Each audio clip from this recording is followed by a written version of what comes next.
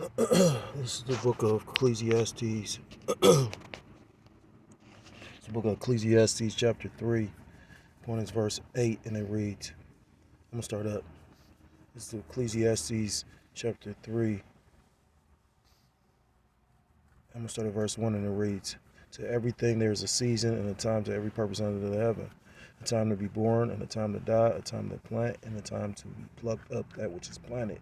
A time to kill and a time to heal, a time to break down and a time to build up. A time to weep and a time to laugh, a time to mourn and a time to dance. Verse 5, a time to cast away stones and a time to gather stones, a time to embrace and a time to refrain from embracing, a time to get and a time to lose, a time to keep and a time to cast away. Verse 7, a time to rend and a time to sow, a time to keep silence and a time to speak. Verse 8, the point, a time to love and a time to hate, a time of war and a time of peace. I want to start off by giving all praise, all honor, and all glory to call Allah Yahweh, by Hashem, Yahweh Shai, by Hashem. I'm going to say double honors to my apostles, the elders of the great millstone, teach and do rule well. Peace and salutations to the Akim across the four corners of the earth, pushing the truth with faith and with sincerity, as well as risking their lives and freedom to do so now more so than ever. Shalom to the Akim and the Akwath out there listening and learning, Lord, willingly. This is edifying. Shalom to the Israelite foreigners scattered abroad in the land of other nations, appearing like the other nations, but whom subscribe to this truth. To you, I say Shalom. It's your brother Yahweh Sap out of the GMS Cleveland Church, fellow servant, coming at you with another lesson through the Spirit and through the power of Yahweh Shemi Shai. This lesson is in regards to this article, which is all through the Spirit, because I just did a video yesterday about this interview that was done on Kid Rock. And, the interviewer was pretty much saying how he was using racial slurs, and that ain't what caught my attention. Again, I stated it in the video. What caught my attention was the fact that he said, I'm part of America's Great Divide. This was Kid Rock's very words. If you are familiar with Kid Rock, he pretty much saluted the Confederate flag, and most Edomites that have that mindset, they believe that they're better than Jake, you know what I mean? Again, that's those good old boys that the elders and upper brothers be making mention of, them good old boys tearing up this country because they're going to only allow it to go so far. Then I was watching something on Redacted where they would pretty much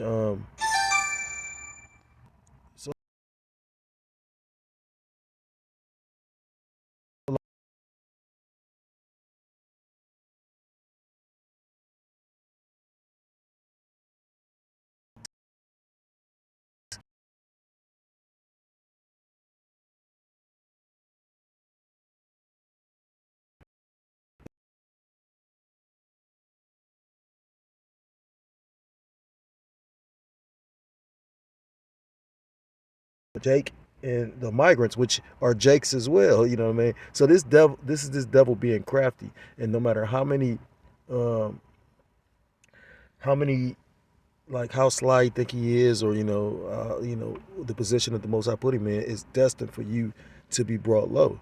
It's destined for you to lose. You know what I mean? That's your lot.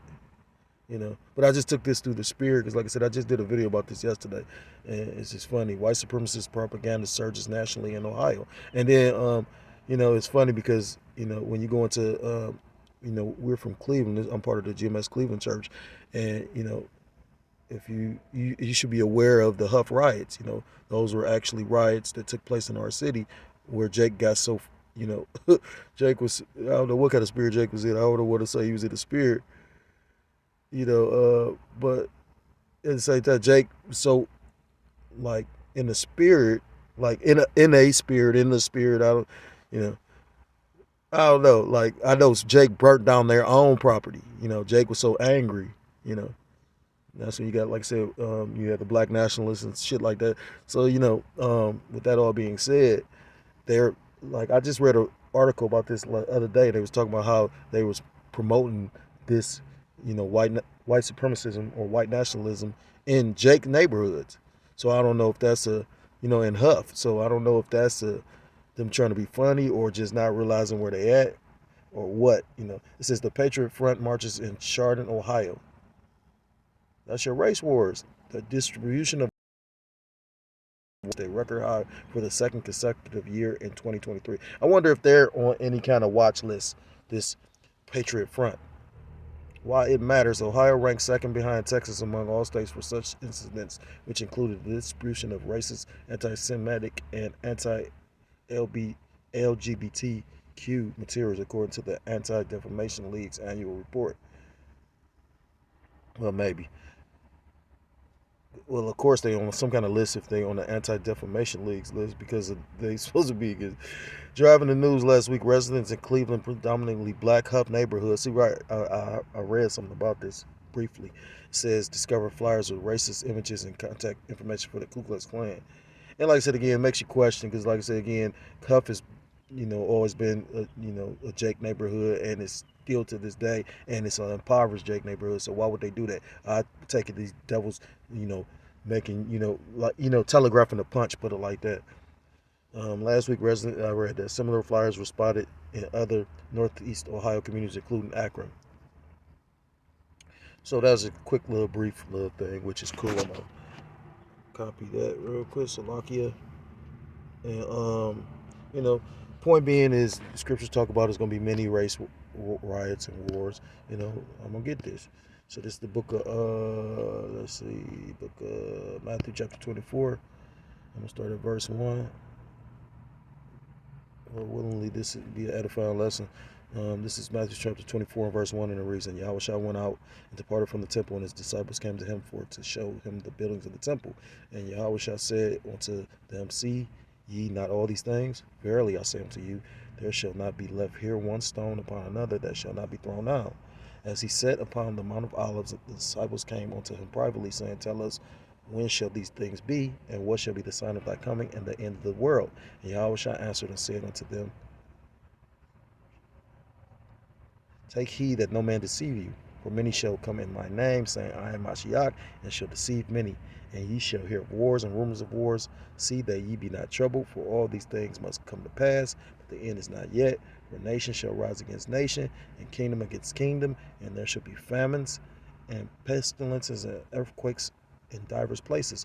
All these are the beginning of sorrows. So the point is, he said it's going to be nation that rise against nation. And, that's point of, race wars. You got one nation of people fighting against another. Again, I made mention of this video on Redacted, and you got this Edomite talking about, black Americans coming together with Edomite or white Americans and, fighting being Americans and all this old bullshit. It was comical, but it was just like, that's how desperate they is. Because now you got these Edomites, these low levels that's seeing that they pretty much, they brothers, their wealthy brothers said fuck them, and they basically cutting them out of this whole inheritance which was Babylon the Great. So I can't speak for a 2/3 or one of these goofy ass niggas that's gonna fall into that trap, into that that syrup, that honey. What I mean, one of these 2/3 entertainers maybe, but I'm not fighting for this bitch. Scriptures tell us to sit and do just what we doing. Our battles are not carnal. Salakia, our weapons are not carnal. Salakia, 2 Corinthians chapter 10, says our weapons are not carnal, but mighty through the pulling down on strongholds. That's these scriptures, you know what I mean? Yeah. And they butt hurt, and they gonna come down with great wrath, and you can see it. It's like, it's funny too, but it's, it's real, you know what I mean? So, I'm gonna get another one. This is the book of, I meant to keep that one.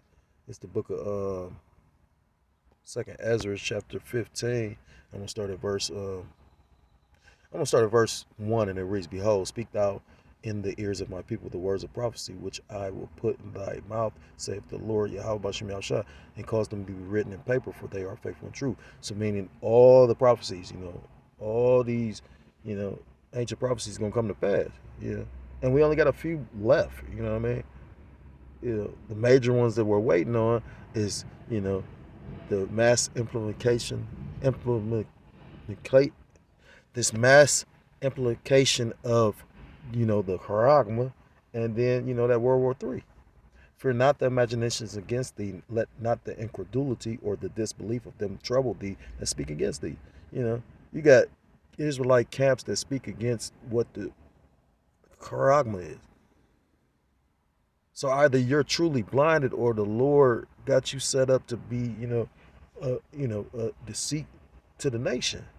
You know, behold, saith the Lord, Salaki, for all the unfaithful shall die in their unfaithfulness. Skipping to verse 14, and it reads, woe to the world and them that dwell therein. For the sword and the destruction draweth nigh, and one people shall stand up and fight against another, and swords in their hands. Verse 16, for there shall be sedition among men, evading one another. They shall not regard their kings nor princes, in the course of their actions shall stand in their power. But the point was, for the sword and the destruction draweth nigh, and one people shall stand up and fight against another, and swords in their hands. When you go into Isaiah chapter 19, it talks about the Egyptian against the Egyptian. So you're going to have these Americans, these Edomites, fighting against fellow Edomites. That's what the whole point of that movie Civil War is. And then watching them play it out through the movies, Salaki, through the news. Like when I was watching that Redacted, it wasn't even surreal. It was comical to me. I'm like, this shit look like suspect and fake, and you know what I mean? But you got individuals that's going to get caught up in that shit for real. You know, you got individuals that's truly going to get caught up trying to call themselves fighting. When this administration, they was going into how it was 700,000 Chicago impoverished, low income Chicagoans, and they basically in that area brought in 700,000 migrants. So that they was like they being replaced. So they think that we gonna just kill each other off while they just escape away with the bag. These motherfuckers ain't shit. You know. I got another one. It's the book of Isaiah chapter 9, because like I was speaking on, those Israelites that are in high positions, pretty much not warning their flocks, or basically bumping up against what we, basically the truth. Because, the C-hip, the charagma is not, a doctrine or, some bullshit ass, it's a physical thing. When you go into the words and break them down, the Lord, the Heavenly Father really set this up thing where it's difficult, but it's easy as well if you follow in the spirit. It's a physical thing. Why would a carnal individual want to come spiritually after all this carnal shit they done did? They carnally, brother just did a video about how Esau Edom basically trying to take, like, say for instance, your body dying, but you got a severed, they want to like basically a head transplant.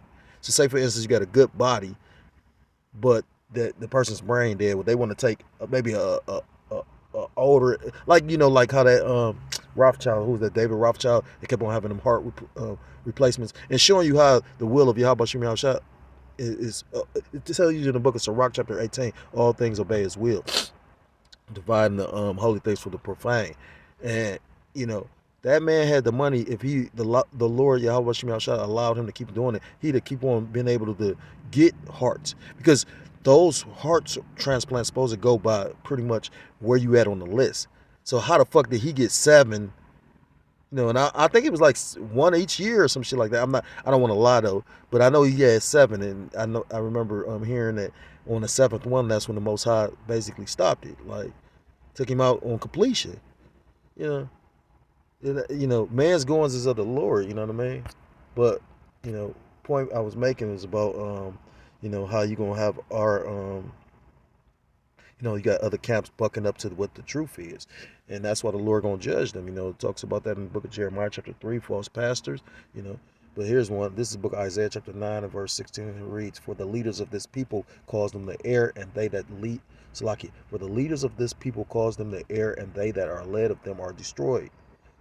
Going into these false pastors, not teaching the truth of what the C-hip is, and then that's gonna lead a lot of people that basically chose the bag, got a lot of blood on their hands, and the Lord requires blood for blood.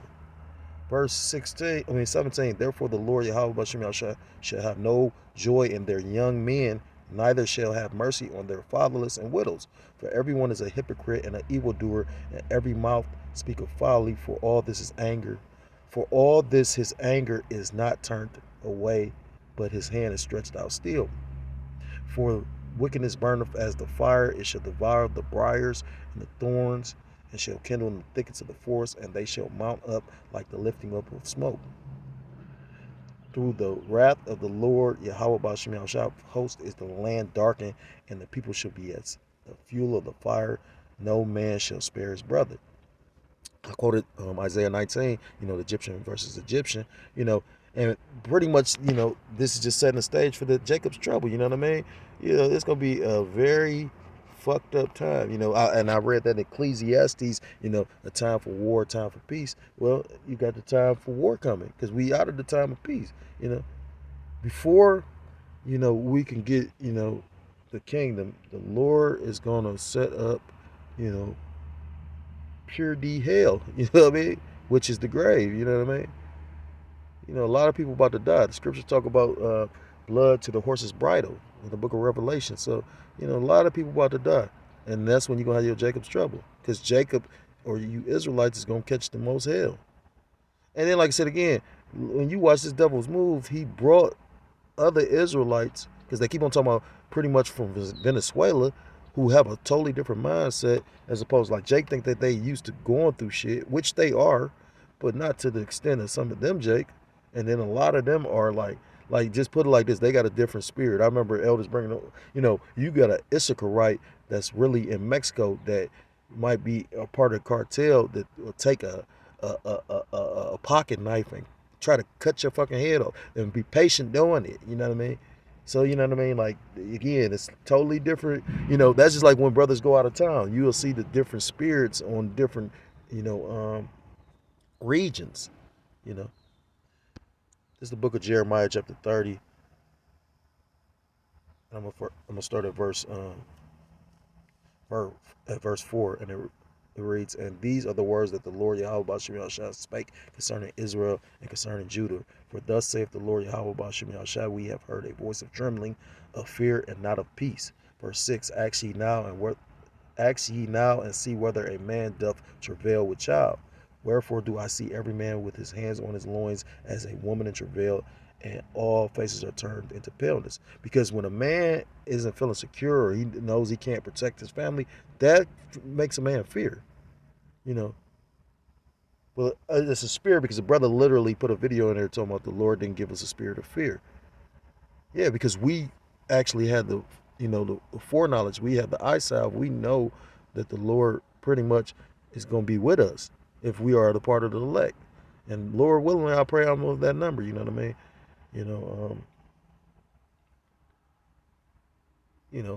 You just gotta, try to get this thing as perfect as possible and pray that the Lord accept our sacrifice, because the Lord is really about to come wreck shit up.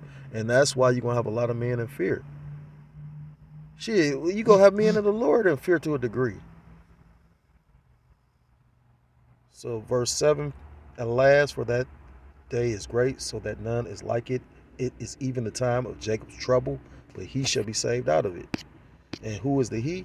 The he that will be saved is, the elect. Because, those are the only true believers. Scriptures talk about when Yahweh shall come back, will he find faith? God, because of the fact he got a remnant that's going to believe to the very end. And that's what's going to make the deliverance so much, so real. Just imagine that. You ever been in a fucked up situation? I remember one time when I was homeless, I literally was fucked up. You know what I mean? I'm trying to figure out ways to get money. Because at one point in time, I'm talking about like the Lord put me in a situation. I'm like, damn. You know what I mean? Like, I'm trying not to break the law, to do nothing to get no money. I'm trying not to, and, at one point I was giving plasma, and I didn't know it was off. So once I found out it was off, brother told me, although plasma, they separate the plasma from the blood, it's still probably they taking blood and shit. So once the brother told me though, I stopped doing it.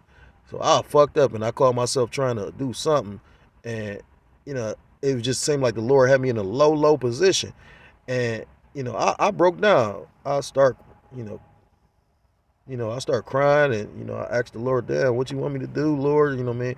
And Lord and behold, I got up and started walking, and I found a weekly bus pass. Whoever had just lost it, that was a brand new bus pass, and I was able to maneuver and get around to certain areas where they was able to feed me and shit like that. So call Allah like Yahweh Shimon Shah for His mercy. You know what I mean? Like I would have to be a weak spirit, or you have to be. Brothers have testimonies. That's the thing. You know what I mean?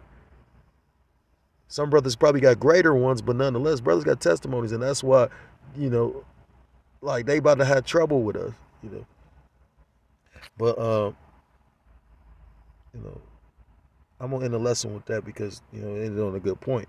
At the end of the day, with all this hell coming, if you are part of the elect, you're gonna be preserved through it. Ezekiel chapter 9,